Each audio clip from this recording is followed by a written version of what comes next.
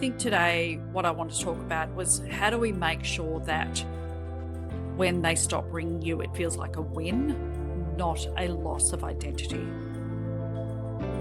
And I know you used to use the office phone and ring your mobile to make sure that it still worked because you thought maybe it's just the phone stopped working. So instead of feeling successful, you touched on feeling irrelevant. So it's a hard truth, but if the business cannot exist without you, you've built a job, not an asset. But ultimately, the true freedom is to be able to have involvement where you need to be and want to be, but business as usual goes on without you. Yep. Trust me, when the day happens, you'll start to shit yourself and think, holy crap, they don't need me anymore. What's my purpose in life? So the prospect was found, the deal was done, they were signed up, they were onboarded, and I didn't know anything about it. That was another one of those aha moments, like, holy shit, what did we just commit to? How do I know how this customer's going to be happy? And then I thought, hang on, I don't need to know. I've literally got people for that. As an owner of a business, what is the reason you have the business? You've got to really go back and ask yourself that question. What is it? What am I trying to achieve out of this?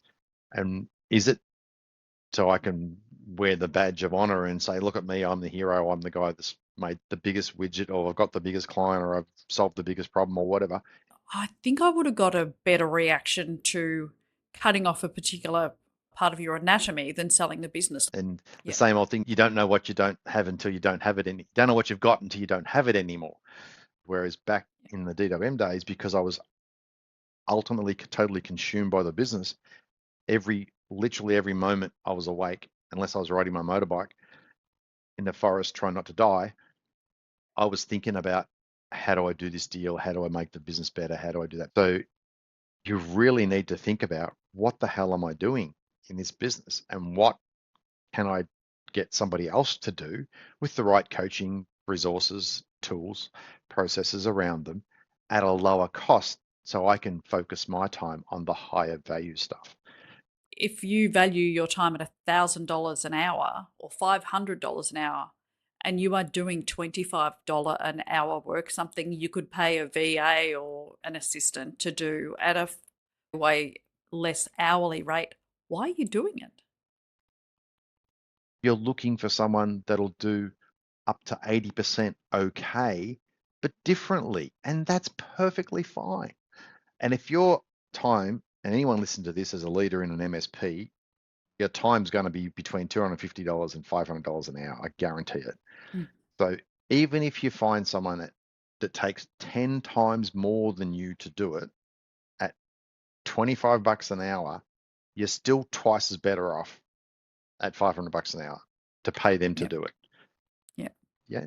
Look at the legal fraternity, right? They might be going through a bit of turmoil now with AI, but they had this shit sorted out, right?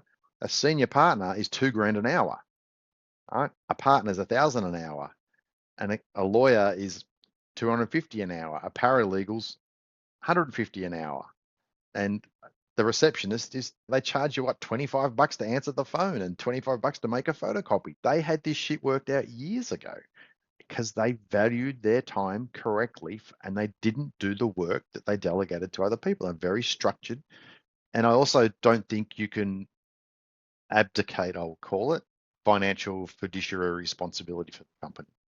Even if you've got a CFO and a chartered accountant working for you, ultimately you as the director and owner, you can't abdicate that accountability.